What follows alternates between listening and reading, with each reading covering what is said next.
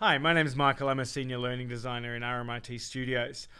Throughout my career, I've worked very heavily in helping academics work online and facilitate discussion and get the most out of that space. So in this short video, I'm going to guide you through some of the tricks and some of the things to be aware of when facilitating online, some of the expectations that come into an online space, and how you can manage those around your own time and what students need to be doing. So we're going to focus particularly in on facilitating learning and teaching for students unable to attend face-to-face. Now that's a little different from an entirely online course, and it's different from a blended course where you're using some of the time online and the same students are going face-to-face. So through this video, just think through the lens of one group of students that's only accessing online and another group that may be accessing entirely face-to-face. So what we're really aiming for here is some access and equity. We want to make sure that students who are accessing from outside of the classroom, they can get to the same things as the students in the class. Don't panic, because in a lot of information on online learning and online facilitating, it goes further than that. If you're doing a fully online class, you may need to go deeper and broader in what you're going to do. But I think the key here is I'm going to refer to an old friend of all of us, Albert Einstein, who's made infinite number of quotes on education. One of my favorites is that he talks about he doesn't say it's teaching, he talks about making the conditions for learning. All right, so I think this is a really key thing when we start to talk about facilitating online. We need to keep thinking about that as the conditions for learning. It's not, don't be freaking out by the technology, don't worry about trying to do more in that space than you might do face-to-face. Your role is about the conditions of learning. So what's really notable though about online, whatever you're going to do, there's different expectations of online facilitators than there might be of a teacher in a classroom. So I think a good way to look at this, and to help you if you're going to be doing some online facilitating and you haven't before, is to think about 4 key roles that teachers play and what that means and how you can manage that and avoid any of those roles getting too far away, and avoid worrying too much about your strengths in any particular role. So the first role to really think about it is the one you're most familiar with, and that's a pedagogical role. It's the role of the teacher. If you're facilitating online, the role of the teacher, the pedagogical role, is for connecting students to learning. You need to be thinking about creating online discussions and activities the same as you would in a classroom. Honestly, while the environment, the technology might be different, what you want to do as a teacher is the same. You need to be thinking about how you're getting students towards the learning you need. So one thing to think of in an online space is to actually replicate the pedagogy of the classroom. If you have people accessing it from overseas and there's an experience of a classroom, I would avoid getting too worried about offering a different experience online. If you do mostly tutorials with a bit of questions at the end, do that online. If you do case-based learning, if you do problem-based learning, bring those problems or those cases to your online audience and try and replicate the same approach. If you've got quiet students in your classroom, you're likely to have the quiet students online. But if you're not expecting students to speak up in a class or a lecture, don't expect it in your online class. You can replicate the approach that you already know. You're the teacher, you know what you're trying to achieve. Having said that, the one big notable thing about teaching online, one of the big things, is that there's a lot of visual cues missing. So one of the most important things in your pedagogical role is to be explicit and consistent. Whereas you may not think about it so much in the class, whenever you set an activity or an assessment, you need to be very, very clear and straightforward and simple about what you want students to do. As simple as do this, then this, then this. You want to avoid being too vague and going and discuss. So when you think about your activities, I'd suggest being really short and simple and thinking about how they actually get the students to where they want to go. So some key takeaways about the pedagogical role: replicate your pedagogy. If you do it in class, do it online. Even if all the things about online learning are saying do these great social, student learning, student-centered things. If your classroom isn't student-centered and that's the experience of those students, your online learning, your online experience doesn't have to be radically different either. But be explicit and consistent. Be clear in what you want students to do, communicate it often, and be consistent. Don't change your mind on what you're asking. Always connect what you want students to do to assessment. Whatever that is, whether it's an activity or a task or a reading, take every opportunity in messages, in discussion boards, online, to make sure students know how what you're asking them to do will help them with their final assessment. But most of all, keep it simple. Don't get carried away with all the crazy things you can do online. Teach how you know, just communicate it to students. In terms of what you're likely to be asked to do, if you're adapting content, learning and assessment to facilitate learning online, here's just a couple of things that connect to that. One of them is all content, activities and assessments have clear instructions which give students an understanding of what they are expected to do and how it will help their learning. This is a really good thing to tick off because it's a really important thing in online. That connection of material and consistency is really big. Something else you're going to be asked that ties to that is that all required readings are available as electronic resources or links. This comes back to that access and equity issue. Just making sure that students, often your task may simply be go and read this and then go and do something. If you're going to ask students to do it in class, do it online as well. And the other one, in speaking to replicating that experience that comes from what you're going to be asked to do, timely provision of lecture content is available in Canvas, and all other audio or video is uploaded. This is simply just so that you can be sure what you give to students in class they get online, and you don't necessarily have to take it much further than that. So just as a practical example of what you might be able to do, think about how you structure your activities so that you name them, you give them a clear title, and you have a purpose. So I'd suggest when you talk about introduce an activity with a purpose, you say what you're trying to aim with the activity and which learning outcome or assessment it aligns to. Often we cut that out and just say do this. So I think it's very important to talk about a purpose. Also, when you talk about the task, break it down to steps with action verbs. I want you to read this. I want you to think about this. I want you to post this. I'd suggest always trying to bring them back to a discussion board, and that discussion board activity be asking for more than just discuss. Ask to be specific about what you want people to post. Post 3 ideas, post this, post that, be specific. And then I would suggest maybe having a reflection activity tied to that. I think if you follow some kind of structure in what you're asking people to do online, and ideally bring that back into the class, you can help a lot with that orientation that students will need. And that's basically the pedagogical role you can face in online facilitation, probably the one most familiar to you. Now, the second big role that is, or maybe even more prominent in a face-to-face environment than in a classroom, is the social role. Now, you'll already have some role as a teacher in making your students face-to-face orientating. Face-to-face, you have a similar responsibility for engaging learners in discussion and helping them connect together. That social role almost becomes more important online.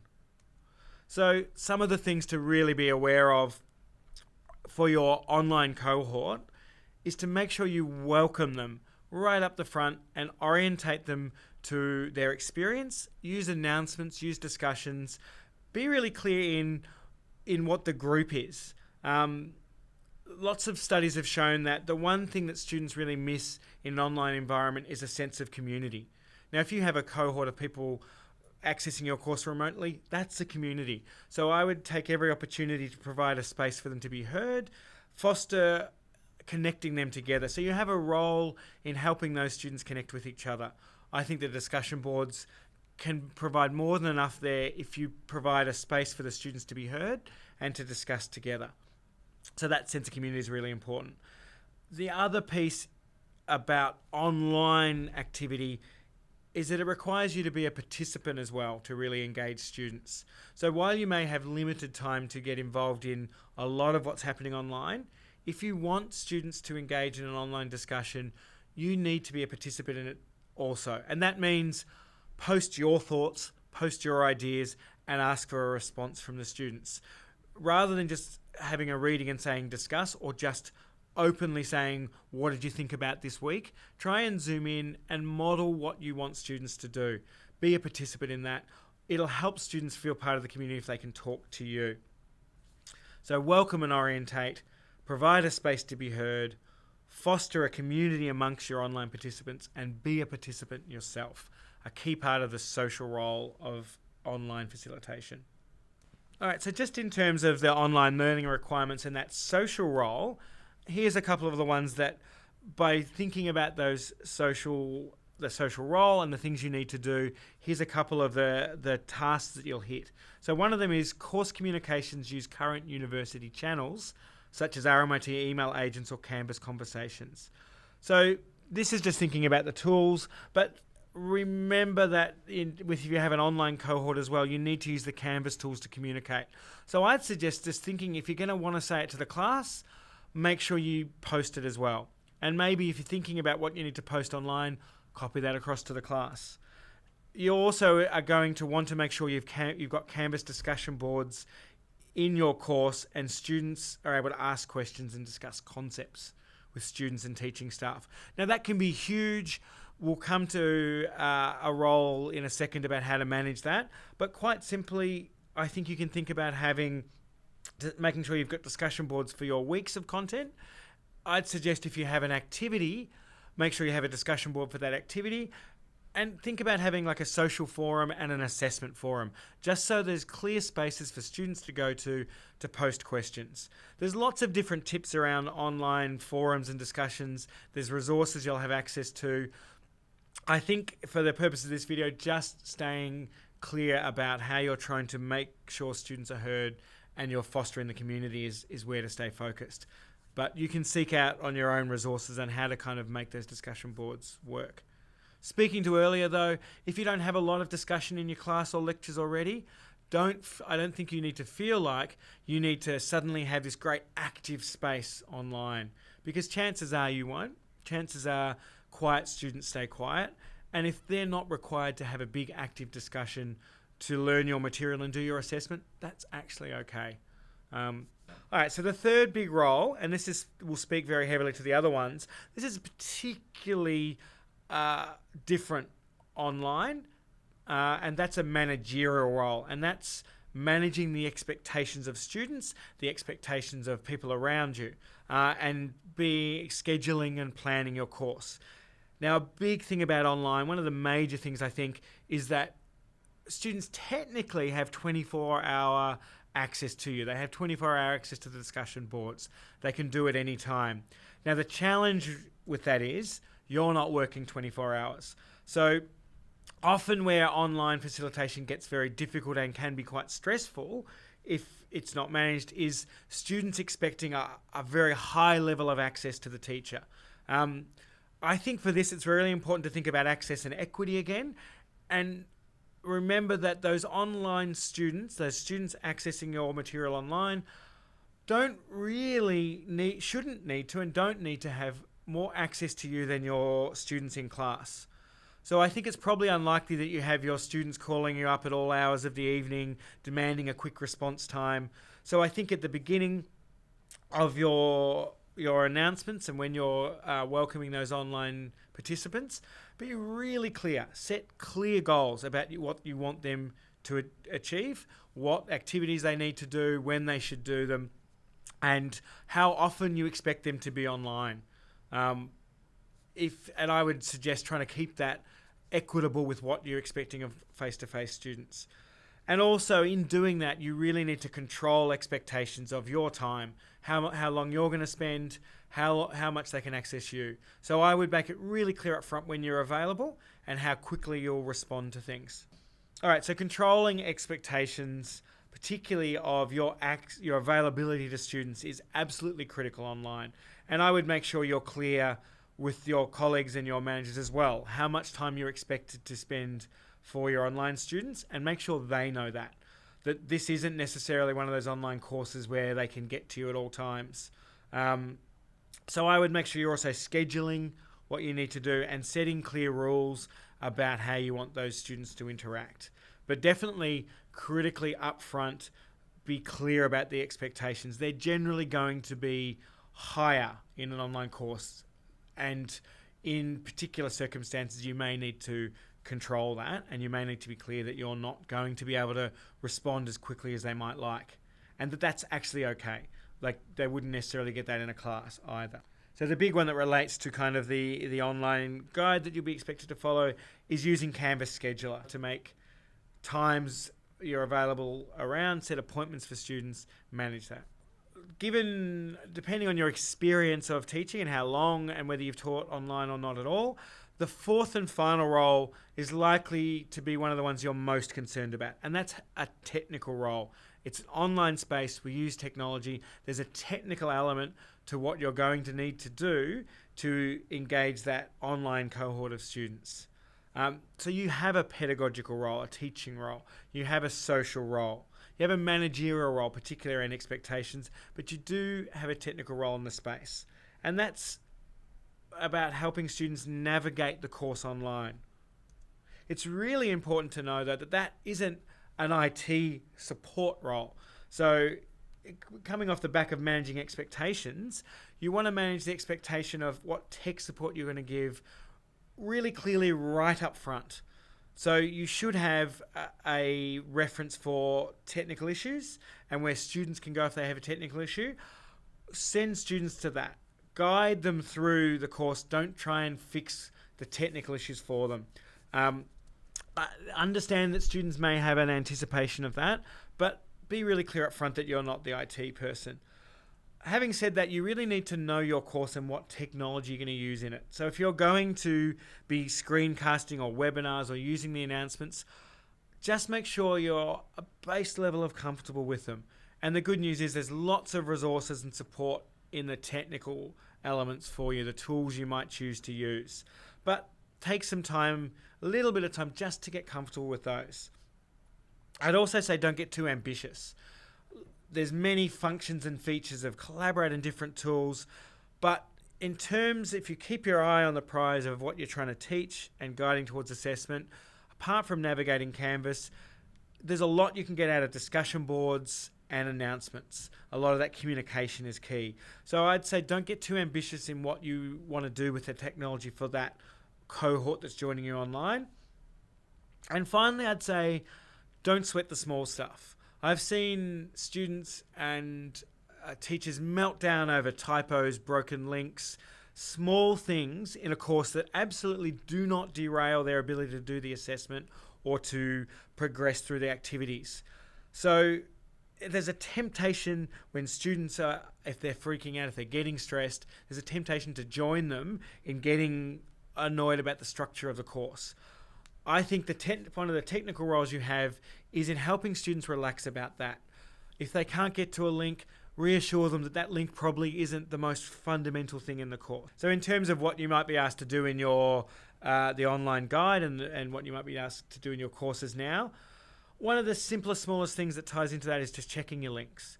Like, a lot of people are working on this. If you even just have a quick check of links at the start of a week, you can save yourself a lot of trouble. The other thing I'd say is look at what technology is in that guide and think about what you want to use and what your level of skill is it. So things like Echo 360, Collaborate Ultra, there's support coming for those. Just ease yourself into it. Think about what level you want to use them to and be as prepared as you can going in. Okay, so that's your 4 online roles, a lens to think about as you go into this. Think about the pedagogical role online. Think about the social role in bringing students together in that community. Think about the managerial role, managing expectations. And finally, think about that technical role. And most importantly, just to finish off, don't panic. Remember that you're a teacher. The environment, the conditions online may be different, but what you do and what you're trying to do is different, is not that different. It's a different environment, but in all settings, teachers guide learning, communicate with students, monitor assessment, and develop and present content. It shouldn't be any different for that online cohort. You have the same goal. You want students to learn. You want to engage students in the content. You want to guide them towards assessment. And you don't want to stress out too much in the process, neither you nor the students. So I think that's your guiding light in all of that.